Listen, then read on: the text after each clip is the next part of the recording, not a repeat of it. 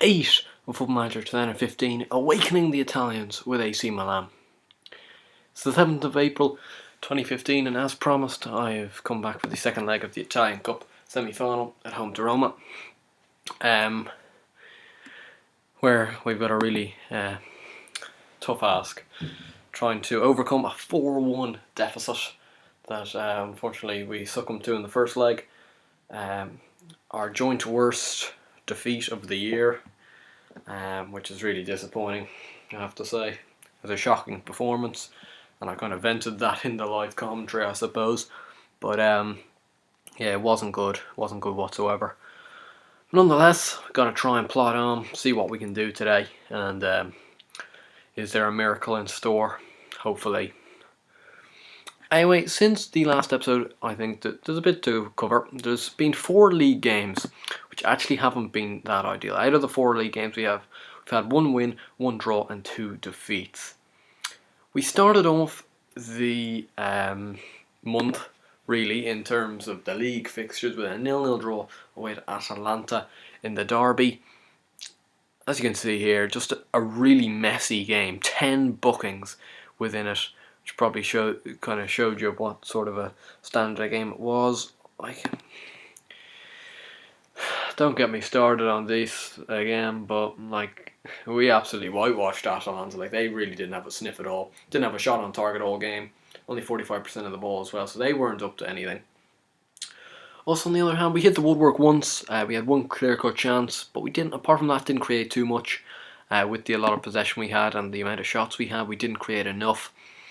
And that's just pretty silly stuff, really. You're just being, we were kind of dragged into a dogfight, which is exactly what we didn't need to happen. But it did, and we only picked up a point as it happened, which kind of compounded our little bad run of form. And as you can see here, it did keep on going with a 3-2 defeat to Juventus. Now, this was an absolute sickener. Carlos Tevez gave them the lead in the 56th minute, and then doubled it in the 72nd minute, and I really thought the game was up there at 2-0 with only 18 minutes left. But the game gave me hope. Alex scored again, another goal for him from a corner as well, so it was an open play strike, before Stefan El Shawari finally piped up with a goal, which is great, and we look to have levelled things with 10 minutes to go. I was thinking happy days, a lovely 2-goal comeback to draw against Juventus, who are really running away with the league.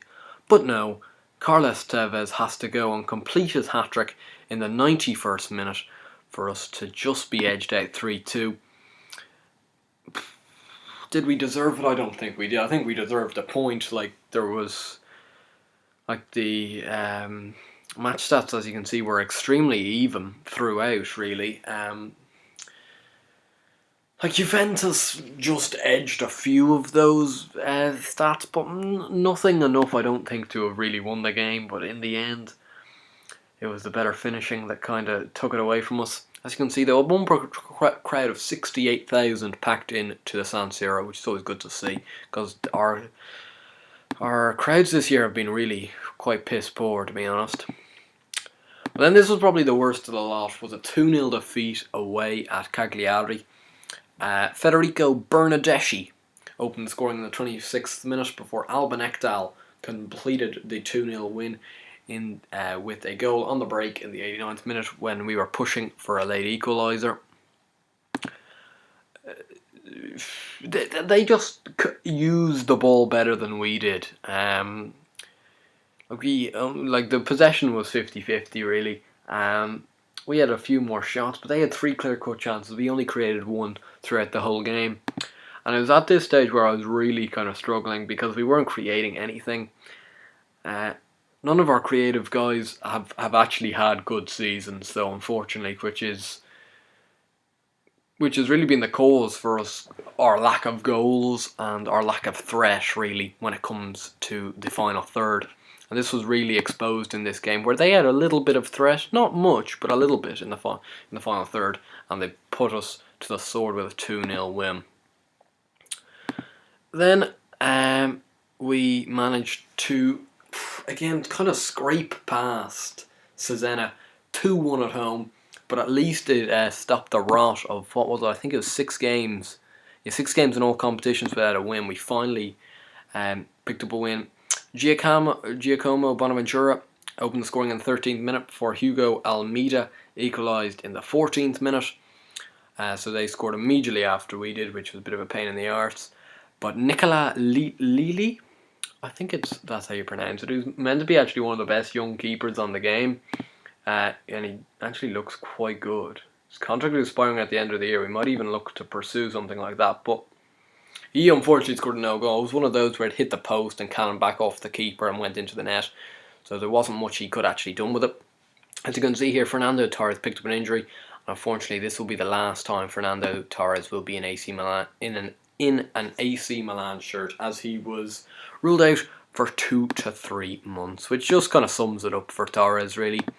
4 goals and 3 assists within his 14 games for the club this year, but he had a 4-month injury and now he's got another 3-month injury, and at the age of 31 I doubt he's going to recover from this one, because he didn't look to have recovered from his previous one. Like, he was pretty poor, to be honest, in the games he came back from injury from, and this injury is just going to compound it even further, and I don't think there's any way back from now. There's definitely no way back for him at AC Milan, because there's no room in the team for him anymore, which is disappointing, because he did show glimpses at the start of the season of possibly being decent enough.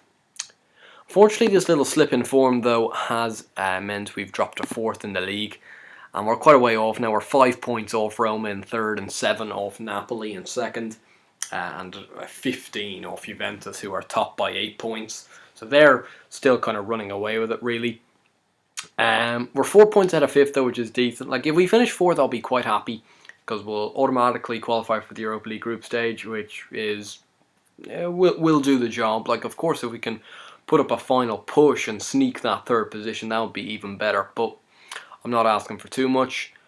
Same old story, really, with the statistics. We are the 3rd worst goal, or we've scored the 3rd least amount of goals, but we still have the 2nd best defence in the league. If you have a look at a few of these team statistics things, which I always like to see every now and then. Average attendance wise, we are 4th, but we'll be down on this one. Yeah, we're 17th in average attendance by capacity. Average possession wise, we're up there in 5th with over 50% of the ball, over 52% of the ball in average games. And the other one I like to look at is salary per annum, which we are 3rd in. We are spending 82 million per year on wages, which I'm really looking to eradicate in the summer, because there are high earners on this squad that really don't deserve to be here, I don't think, which is disappointing. But it's what I've been kind of brought into by taking the AC Milan job. Individual player statistic wise, Alex still the top scorer. He's now got 9. Honda's got 5. Ashawari and Torres 4 apiece. Provider, Bonaventura with 8. Menez and Van Ginkel with 4. Honda, Torres and Polly with 3. Polly and Desciglio all with 3. Average rating wise, Alex and Bonaventura 7.06 each. Sabata 7.01, Desciglio 6.97, and Honda 6.94. Those are the top 5. We did have our youth intake since last episode, which went reasonably successfully, I thought. I didn't realise how good Milan's youth intake might be, but we picked up a few gems. Christian Orsolini is a right back. He's a 4-star or 5-star potential, possibly. He looks quite good. I'm just going to quickly glance over these guys. Pasquale Pizzelli, same story, 5-star right winger. He looks I think he might have been the best of the lot. Ghisleni, also a fullback, right and left back. He looks a real tank. Physically gifted already at such a young age is a great trait to have. Dario Riva, we're going down into possibly the 4.5 stars here. Still looks a decent enough striker for a 15-year-old. Juan Luigi Benedetto looks a really good centre half. Cosimo Della Ferrera, no, actually he's already been here. He's 16 years old. He's a proper player. But as you can see, that's a really good intake, and it actually meant I didn't have to go out and buy anybody. Although financially, I don't think we possibly even we might have been able to snap up a few, but it's always less hassle when you can produce these sort of regens by yourself. It's always much more pleasing, I suppose, and much more beneficial. Anyway, so if we head into today's game, we have got a 3-goal deficit to cope with. The team we've gone for today is Lopez and goal, back four Varmero, Alex, Sabat and Desciglio, De Jong as the anchorman, Montalivo and Honda, Van Ginkel and Bonaventura on the wings, and El Shwari up front. Need to give a number to Hachi Mastur, who actually somebody commented on one of the previous episodes saying, like, right at the start of the series when I was looking through the squad, that when I went down to the under-18s and under-21s, I completely skipped over this guy, and I went to look at him, and he looks really, really good. 4.5 star possibly, could be a star Serie A attacking midfielder, and if this season starts to peter out a little bit, I will plan on giving him a few games, because to be honest, he can't be much worse than some of the shit I've seen from some of our wingers this year. So they're playing quite a defensive formation, so they're looking already to kind of shut up shop. They've got their 4-1 lead in the bank, which I think is probably exactly what they were looking for. They were looking to win the home leg comfortably, so this tricky tie to the San Siro wouldn't have to mean anything. We're actually going to go attacking just straight from the off today, and see kind of where it takes us, I suppose. There's kind of no reason why not. Like, we've nothing to lose in this game, I suppose, so we might as well go out and attack from the off, and as I said, see where it takes us, see if we can get a few early goals to possibly pull this tie back into some sort of respectability and maybe mount a late charge. But it doesn't seem to have been the case, as the first 20 minutes have drifted by without anything happening. We are a bit fatigued. We had a game on the weekend, the one against Cesena, and this is a midweek fixture, I think. So, like, understandably, players are tired, and it's really showing here as we haven't been able to create anything. It's been the same old shit, really, 0-0. Haven't done a thing so far, though. We're going to change it up. We're actually going to bring on Hachi Mastor, even though he's only 89%, for Van Ginkel. We'll bring on... we'll leave it like that for now. We'll go more direct, much higher tempo, much higher defensive line. So we're really trying to push and seize... Well, trying to just force the initiative here to try and just get even one goal back. Like, for goodness sake, we actually probably need to start retaining the ball a bit more again, because that's what I find, though. Like, when we try and go for a non-possession based game, we just end up with none of the ball, and like, if you have none of the ball, you're not going to get any chances, and you're not going to win games, therefore. So I feel for us to have any hope, we kind of do need to control the game, and that's why I put it on possession. Like, that's why I'm trying to build a kind of possession-based tactic, I suppose. It is Strootman. Destro could be in behind if he picks out Torresidis, which he does, finds Florenzi or Mero with a crunching tackle. He's already on a yellow, though. He needs to watch out. Destro, it gets blocked. Really not that much of a clear-cut chance, but it's one of those that does go down as a clear-cut chance despite that. And it really kind of sums up, I suppose, the quality of the match, that that's really been the best chance so far, and we're already over an hour into this game. Shows you kind of how bad it's been and how disappointing this game has been for ourselves. Honda needs to come off anyway, so we'll bring on Michael Essien for him, and we'll swap him around with Montalivo. Don't think there's anything else we can really do, to be honest. Like, we're already on overload. Like, what else do you want me to do? I'll ask the guys to push forward, aggressively push forward. It doesn't seem to work, though. Whenever I try to do this, in regular games, and it's shown again today, it just seems to actually prevent the team from going forward. And Astori scored for Roma, and that just fucking sums it up, doesn't it? We're now 5-1 down on aggregate, 1-0 down on the night. As you can see here, we've just created nothing and we don't deserve to have scored. This really kind of summed up a few of the games you see off camera. Like they're all the same. It really, and it's getting so frustrating because you can actually just oh come on, that wasn't a foul. Holy shit! How is that a red card? That was just not a red card. Then you get hit with a sucker punch like that, and it's going to end up ending Bonaventura's afternoon. Mastor is going to have to slot into the attacking midfield role.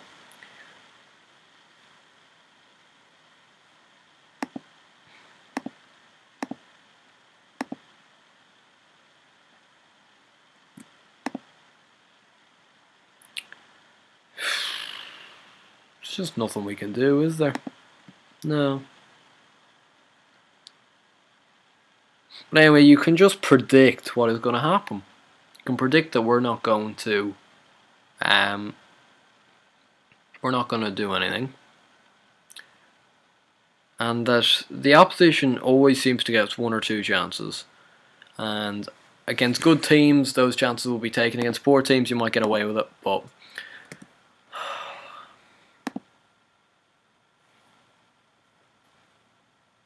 like I've shown you, like the last two episodes have been like two big games. You know, big games are meant to bring out passion in players. And we lost the away tie 4-1, okay, and you can make excuses for that, okay, just a poor performance defensively or something, we weren't ready for it. But today, we did not create a single clear-cut chance. And it's so demoralising when you're playing like this, and I can't wait. Well, I'm really hoping, like, somebody like Yarmolenko is coming in the summer, you know. God, I'm really hoping that he can turn it around. He'll have to.